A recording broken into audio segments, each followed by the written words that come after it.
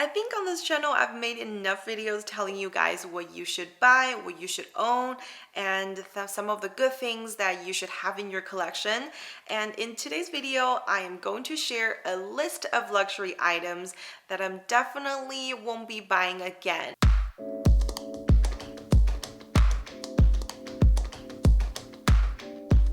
Hi guys, welcome back to a money saving video on a luxury channel. And I was doing some organizing for the move and I just realized there are a lot of things that I haven't touched literally since I bought them. So today I have gathered that list for you guys and I'm going to be walking you guys through on why I'm not going to be buying this again. So the list includes items from handbags, accessories. So we're going to take a look and see if I can be convinced, if you let me know in the comment section below, that I should be using this again. But so far I just have not been utilizing them enough in my life and maybe I should get rid of them. The very first item is probably an item that is kind of outdated in the fashion world right now, and I've realized that after I bought different sizes of it. And I'm talking about those long full-size wallet that is packed with like 24 card slots and a lot of compartment and a zipper coin purse inside the wallet. And I'm not judging it because that's how wallets used to be. I just know from my personal experience, after purchasing that full-size wallet, I hardly reach for it and it's really big. If you are working, if you have to go on lunch break, you carry a big wallet and a phone and a drink, your hands are pretty full. So I just learned downsizing pretty quickly after I was introduced to the idea of like Chanel card holders, and nowadays like the Hermes Calvi is my absolute favorite. Long wallets are something that I definitely regret buying just because I was never able to incorporate it very well into my lifestyle, and those wallets that I bought are still somewhere collecting dust. So I regretted buying it and I'm not going to be buying it again. And the next item, you're probably going to be shocked hearing it if you hear the name, and I'm going to say it.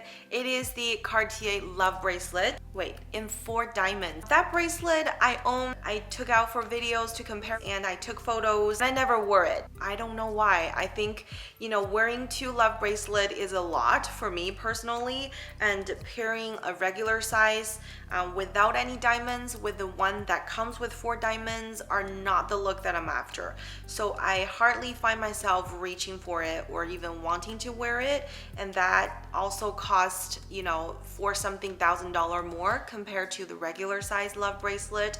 So that is an item I would not be buying again either. In that department, specifically bracelets, I have also in my early 20s did quite some impulsive shopping from Hermes, and obviously at the time the very first thing you buy from Hermes is probably one of the click-clack bangles, and I bought one too many, but I still have a favorite one. It's the white color with the gold hardware, and it's costume jewelry, so it's not real gold by any means. I just know from my younger days, even when putting it on, the size is also something that I always struggled a little bit with. Every time I try to wear it, it always managed to catch my skin, just caught onto me somehow, and I just have painful experience using it in a very literal description. So I don't like that particular piece, and also it is very hard to pair with anything.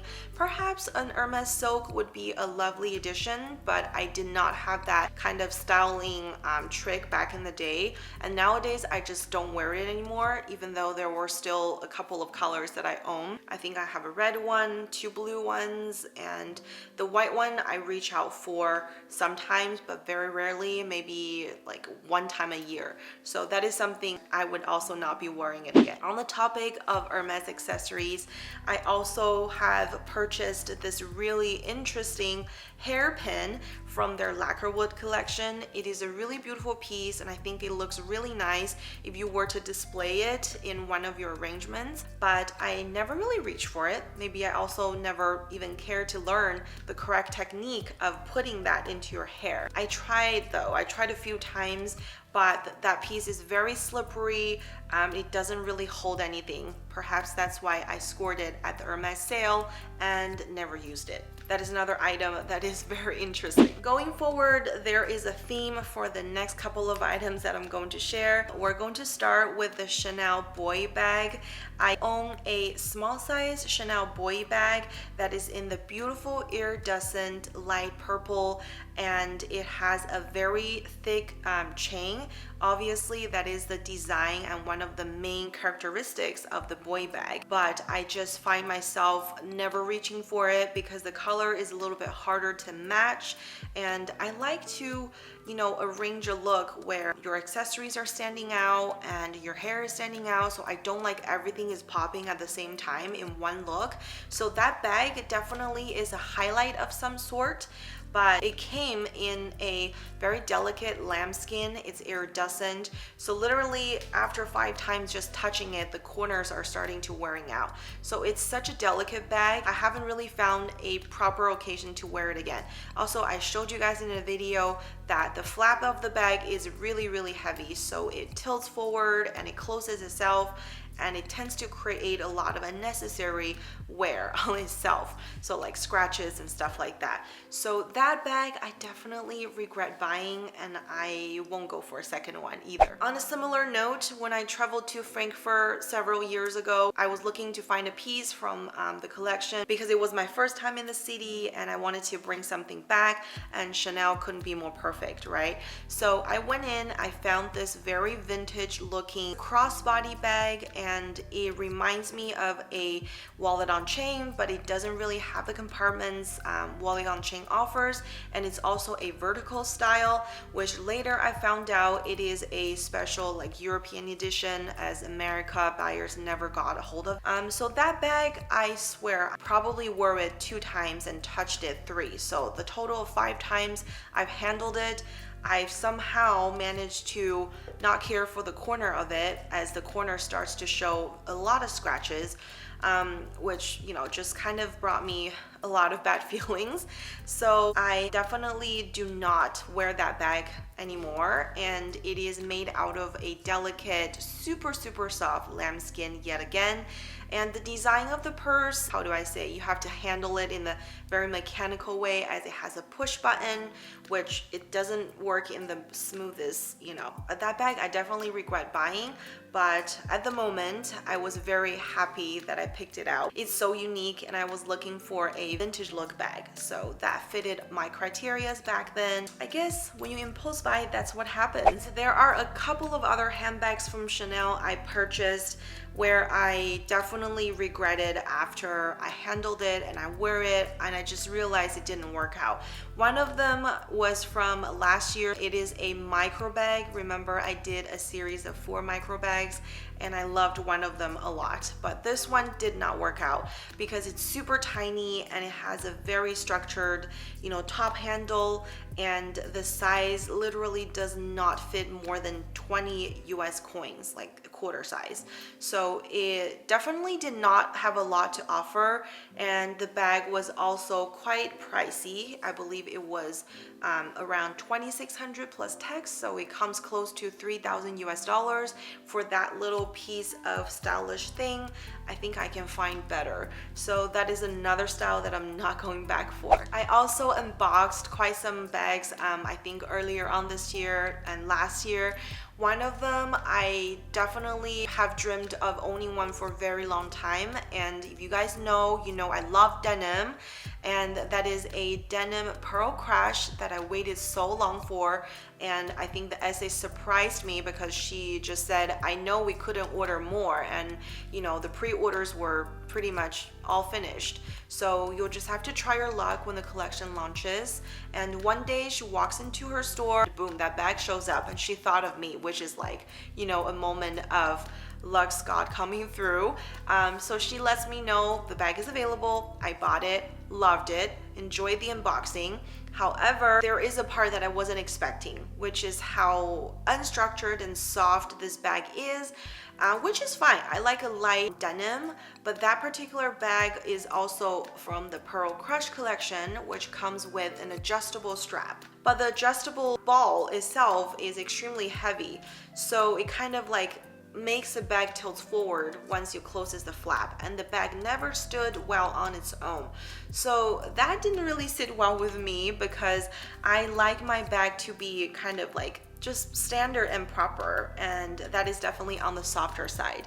So I would not be buying another Pearl Crush, knowing metal ball has a very big impact on how the bag presents itself. And lastly, I have a tote from Chanel called the CC Delivery Tote.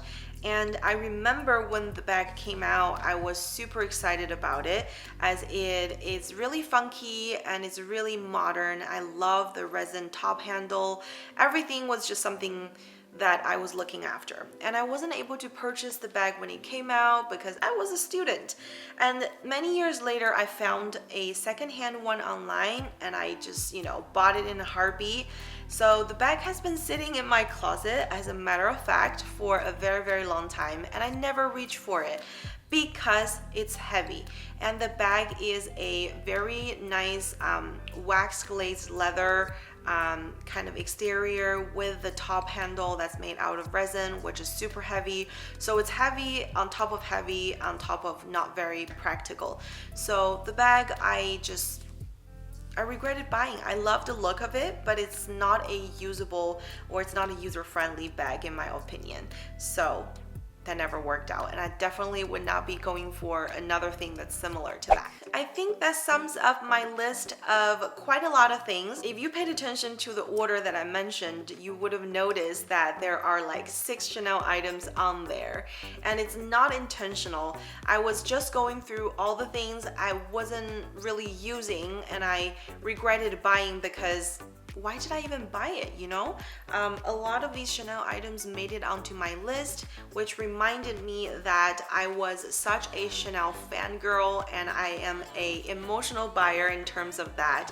I think the brand created a lot of beautiful items that caught my eye, that made me want to own, which luckily I was able to own it, and just did not like it though, however. So I wanted to share that with you guys, and perhaps if you're thinking to buy another item that is maybe not on your wish list yet, and you're thinking, oh my gosh, it's just like tickling me so much and make me want to press the purchase button, maybe think about if you're really able to incorporate that into your daily wear, and if it's going to go with like the wardrobe that you're most comfortable with, or for the occasion that you're buying it for.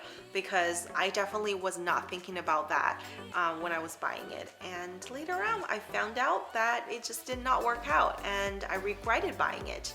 So those are my regrets and items that I am definitely not going to be buying again, and I hope you guys can take some notes and learn from the mistakes that I made from my earlier days, if you will, and subscribe to the channel because I am here to share all of the insights with you guys and on things that are worth buying, and I'm going to show you why it is good.